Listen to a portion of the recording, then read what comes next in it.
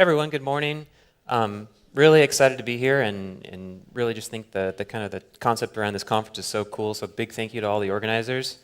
I actually grew up in the Portland area, so really any chance to come back is great, but this is probably the best reason I could think of to come back into Oregon. So my name is Ricky Hennessey. I work at a design agency. It's actually a global design agency owned by Accenture called Fjord, and I lead the data design team in Austin, Texas. So what is data design? It's kind of just a thing that we made up, but it's really intersection of data science and design thinking. So it's taking data science, but really looking at it from a lens of user experience. So today I'm going to talk about how machine learning can be used to increase health insurance enrollments. Or really specifically, can we predict churn in a state-run healthcare exchange? So working for a smaller company that's owned by a much larger company like Accenture has some downsides, but also a lot of upsides, one of which is that we get to work for really, really large clients like a state-run healthcare exchange. Unfortunately, we didn't get permission to actually name the client, so I'll just talk about them as a state-run healthcare exchange throughout, but really the principle would apply to any state that we're talking about. So here's the table of contents for my talk. The first part, I just kind of want to give you some background on healthcare in the United States. I know some of you may be visiting from different countries and just not familiar with the system that we have here. Or maybe you've always had employer-sponsored healthcare and haven't had to deal with an exchange. So just kind of give you some background, how these were set up, how they work. And then specifically talk about the data that we had access to and really the problem that we solved, kind of take you step through step of what I would consider a sort of very traditional machine learning type of problem. So first, Obamacare. Obamacare signed in 2011 and really was just landmark legislation that impacted the health insurance industry nationally in so many different ways. And here are what I think are kind of the three main goals of Obamacare. The first one, make affordable health insurance available to more people, which has actually done a very good job of that. The second one, expand the Medicaid program to cover low-income adults. They provided funding that basically increased the income level where you're still eligible for Medicaid throughout the whole country. And then lastly, support medical care delivery methods designed to lower costs. So if you have something like a high deductible plan, that's one way that we can support lower costs through healthcare. So how do they achieve those goals? Through a huge number of provisions, but here's what I think are really the three most important. The first one is insurance mandates. So basically what this says is that everyone either has to have insurance or they pay some sort of penalty. And employers with 50 or more employees are required to provide health insurance or pay a penalty. Unfortunately, the mandate right now is in the process of being repealed, but it's really the cornerstone of this legislation that makes sure everyone in the system has insurance and is covered. The other main provision is Medicaid expansion. So what this did in 2014 is took the income up to 133% of the poverty line. If you're at that line or below, you're eligible for Medicaid. And then lastly, what I'm going to talk about today are the health insurance exchanges. So Obamacare established the creation of health insurance exchanges in all 50 states, and these are really just websites where you can go buy insurance. It's a lot like going on orbitz.com to book a flight or find a hotel, where it just aggregates all of the different private plans and puts them in one spot. But it has the added benefit of collecting information from you and determining what sort of subsidies you're eligible for. So when this was set up, every state had the option to either go with the default healthcare.gov website or actually set up their own exchange. Oregon is one of the states that set up their own exchanges. So if you were to go to the Oregon website, let me show you this map. So the state-run exchanges. So the dark blue, these are states that really did everything on their own. They set up their own website, and they also created custom pricing and different things that the health insurance programs had to cover. The next blue, which includes Oregon, they have a federally supported state-based healthcare exchange. Really what that means is that the state did all the work to set up the website and kind of customize it to their state. But really, they were using the health insurance programs that were set up by the federal government. And then the rest included these partnership marketplaces, really just used healthcare.gov. So we worked with one of the dark blue states up here on their state-run healthcare exchange. And they may look like this. So if you go to OregonHealthcare.gov, this is the healthcare marketplace exchange that actually collects information from you, helps you determine what plans you're eligible for, what subsidies you're eligible for, and then ultimately you can buy the plan through this website. It's kind of a one-stop shop for healthcare insurance, and you know all the information is correct because it's run by the governments. So the problem we're trying to solve, and one of the biggest problems that Obamacare tried to solve, was let's get more people insured. Let's make sure that everybody is paying into the system so that we don't have these uninsured people that all of a sudden have catastrophic healthcare costs they can't afford. The problem is churn. We have people dropping out of the system every year for a number of reasons. It's actually estimated that 40% of people that are currently in a state-run healthcare exchange do not stay in that exchange for the next year. So what can we do to help solve this problem of churn? First, we have to think about why are people dropping out of the healthcare exchange. So these three that are labeled churn, these are people that are dropping out. So the most common one is they move to Medicaid, which is considered a totally different program. The next most common one is they leave for job-based coverage. So they now have a job that has employee-sponsored healthcare, so they don't need to go through the exchange anymore. Or really the outcome that we're trying to prevent is people just become uninsured. For whatever reason, they can't afford healthcare. They forget to sign up for healthcare.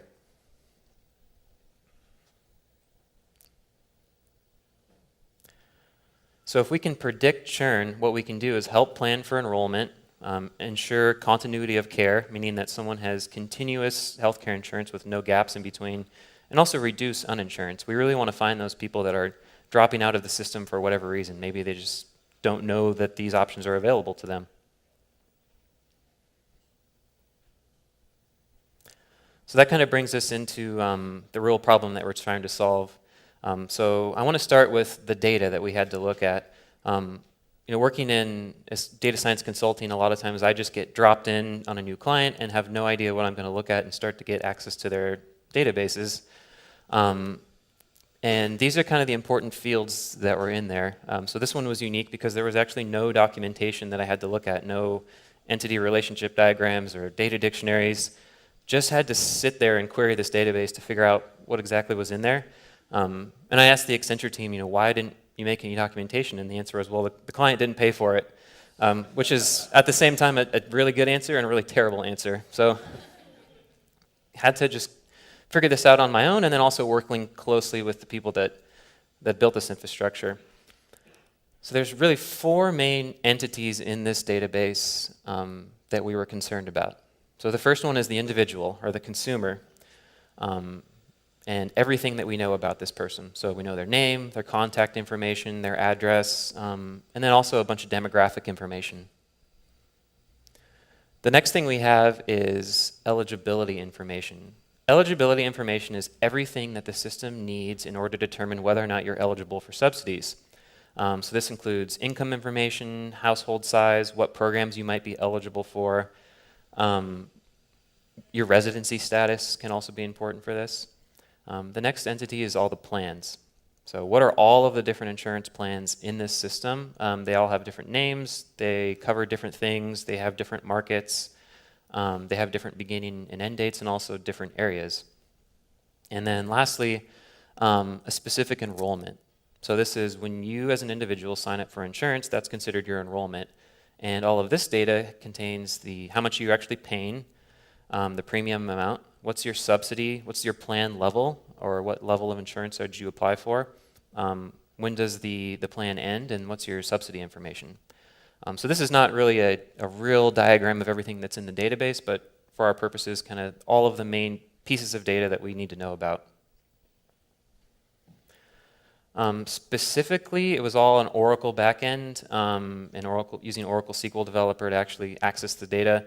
Not particularly important for this, but it was a new tool for me that I had to learn how to use. So the next step was getting the data. It's, for whatever reason, always harder than you expect. Oftentimes I'll work on projects where I'll go through all 4 or 5 months of a project and never get access to data. So in this case, we eventually got access to something, but it did have a number of challenges. The main was working in Austin, Texas, querying a database in a different state. I had to use a VPN, so the download speed, I think, was like 0.1 megabytes per second. So really had to get creative about how to query enough data that I could do something, but not so much that it would take days to get the data to download. So I use Python to do all of this work. So my SQL query is just a big string in Python, but at the top you can see all of the different things I selected. So we have name, email, where they live, their gender, spoken language, their plan selection, and I'm doing this for every single year that this person has some sort of plan selection in this database. And then you'll see down here, I only sampled 1% of the data. That's that sample clause right there. Due to hardware constraints and then also just how long it would have taken to download the entire database of about 10 million consumers.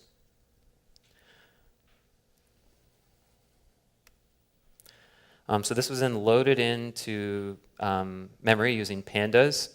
And there's just another query to basically, everything in the database was just codes. And there was another lookup table to convert those codes into what the actual name of those codes was and join the two of those together.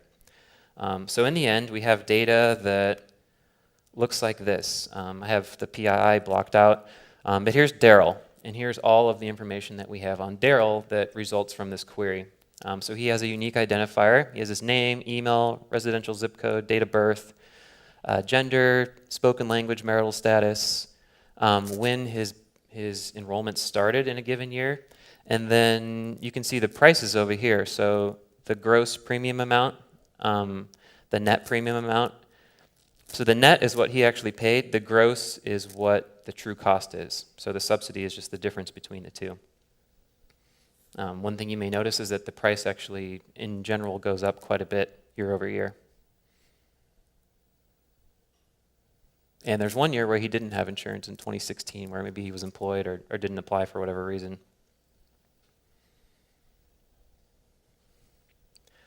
So now we have this raw data. We have a bunch of rows for every single customer. The next step in machine learning is called feature engineering. Feature engineering is where we want to take the raw data, crunch it, munge it in some way, and get the features that we think are going to help us be able to predict churn, or if someone is going to drop out of the healthcare exchange. This is the step in the process where you're really, in my opinion, you're starting to apply a lot of creativity and subject matter expertise. It's not specific to machine learning. It just requires that you sort of have an intuition about what sort of features are going to help you predict what you're trying to predict. So working with the team, here's everything that we came up with that we thought would be worth experimenting with. Seeing if that we could use all of these to try and predict if someone was going to enroll or not in the next year. So we looked at their age. We looked at how many years they've been enrolled in the past. We looked at their average subsidy and then also previous subsidy, how much they've been paying. So really a lot about their plans, how much they've been paying, how big their subsidies were, how long they've been enrolled. We thought all of these were things that could really help us determine whether or not someone was going to enroll moving forward. And then we also looked at some demographic factors such as gender, spoken language, marital status. And then lastly, we have our target variable at the bottom, enrollment status. So this is the thing that we are trying to predict using all of the other variables above that. And the enrollment status just tells us, did this person enroll for insurance the subsequent year?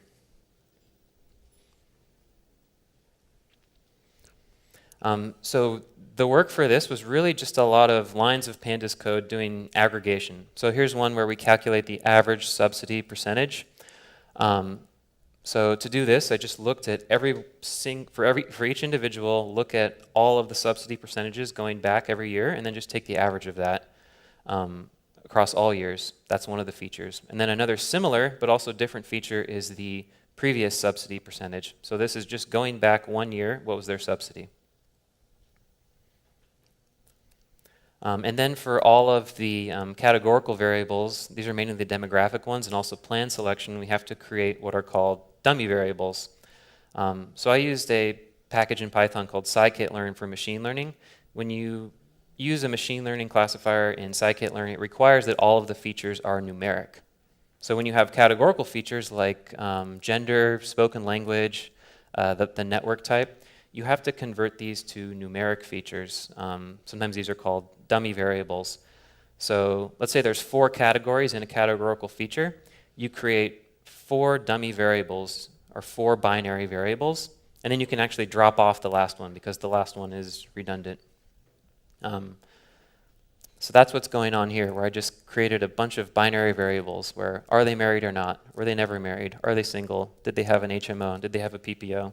And then all of these binary variables are fed into our machine learning algorithm. So no, this is a lot of numbers and text to throw on a data, but this is what we end up with. This is our data set that is now going to be fed into a machine learning algorithm to try and predict this last column right here, where they enrolled at the end of next year. Every single row represents an individual that's in this database, and every single column represents a feature that we are using to try and predict whether or not this person enrolled. So you see over here, false means that person did not enroll, true means that they did in the next year. So how can we correlate this huge number of features to that output variable? And that's where machine learning comes in.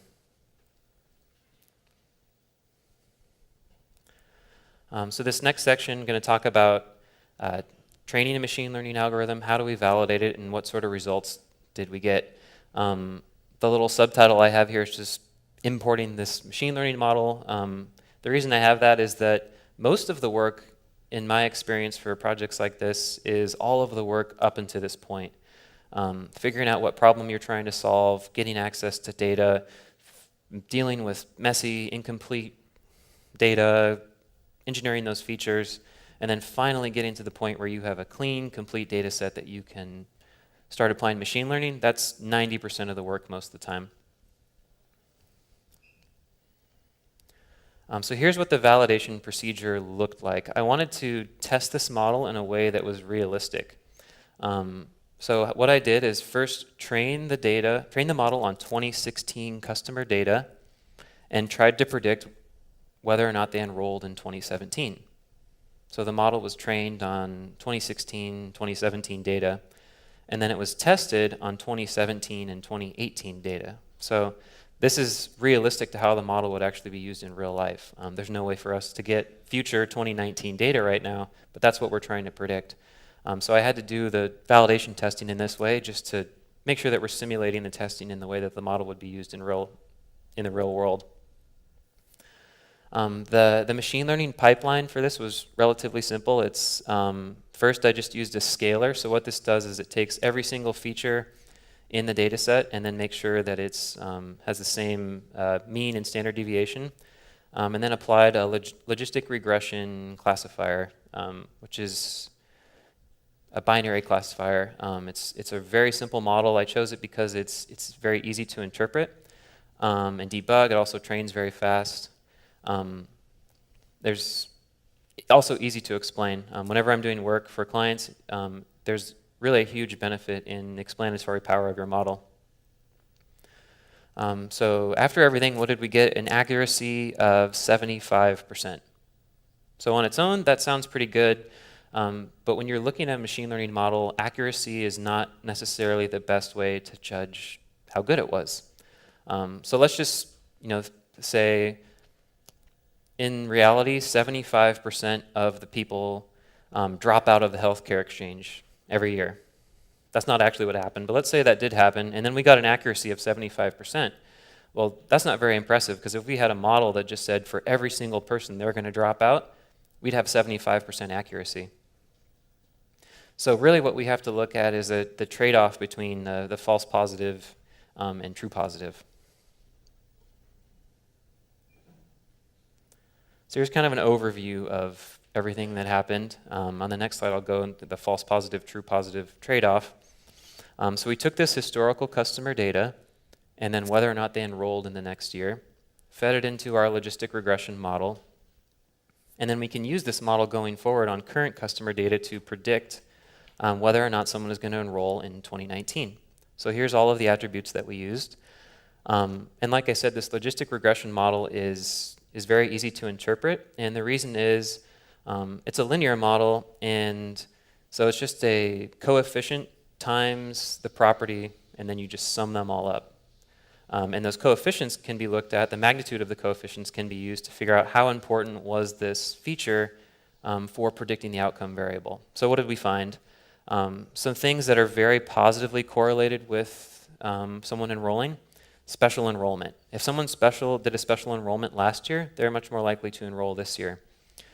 Special enrollment means that you had some sort of life event, whether you quit your job, pregnancy, some sort of event that basically lets you sign up for insurance outside of the open enrollment period.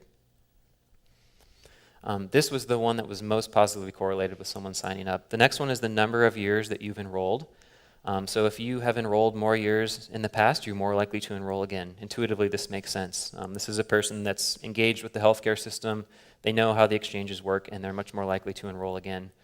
And then lastly, someone that manually renews, meaning they go into the website and they pick a new plan during open enrollment, they're more likely to renew next year as well. And manual renewal as opposed to automatic renewal, where someone is just automatically signed up for healthcare and they don't have to do anything. So again, this makes sense. This signifies an individual that's engaged, they understand what they're doing, and they're really making sure that they get health care. The most strongly negative correlated variable was automatic renewal, which is sort of the flip side.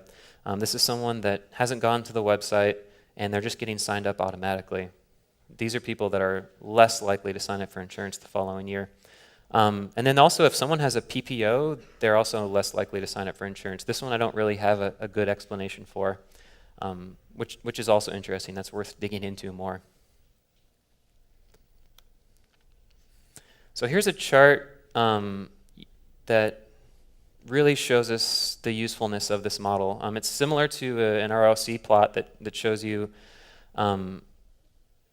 the trade-off between false positives and true positive rate. But I think by plotting the raw numbers, it really shows you your effectiveness. So a logistic regression model doesn't just spit out a binary result, yes or no. It actually spits out a probability of a row in your data set, or in this case, a consumer belonging to a given class. And we can vary that threshold and the trade-off between true positives and false positive changes. So if we put that threshold all the way up at 0.8, we're going to have almost no false positives, which is really good, and we're going to have tons of true positives. You know, we're not going to get everyone, but we're going to get mostly true positives. So why does this matter?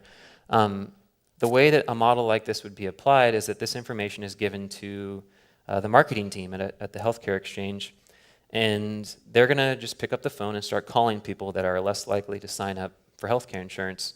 And there's a cost associated with every single one of those calls, and there's a certain amount of money that the state has to spend on marketing. So we really want to make these calls as impactful and as effective as possible, while also keeping costs as low as possible. So we can't just call everyone. There's limited resources, that's not an option. But what we can do is call everyone that has a threshold above 0.6 or 0.8. And what that means is that most of the people we call are going to actually be people that are probably not going to sign up for healthcare insurance again without some sort of intervention.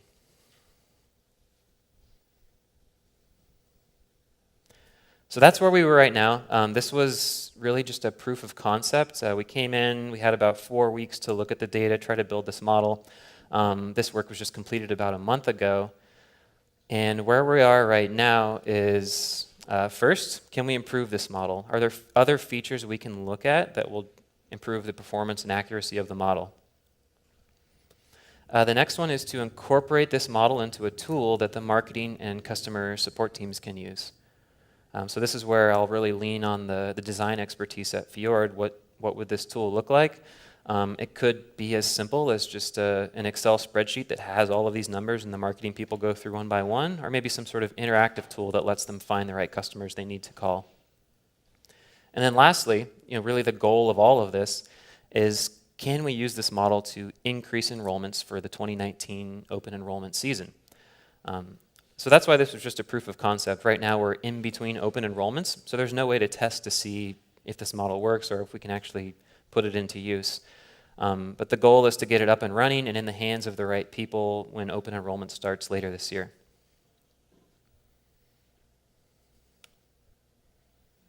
All right. And then I know it was a nice and quick talk, but thanks again to the conference organizers. This was really a fun project, and I think today machine learning is maybe getting a bad rap because of a lot of things that are going on with privacy, but there are so many cool applications like the talk before mine, and this talk and many more of the talks that we're going to see today. So I think as you learn more about machine learning, just there's really think about what are the positive ways that we can use these powerful tools. Thank you.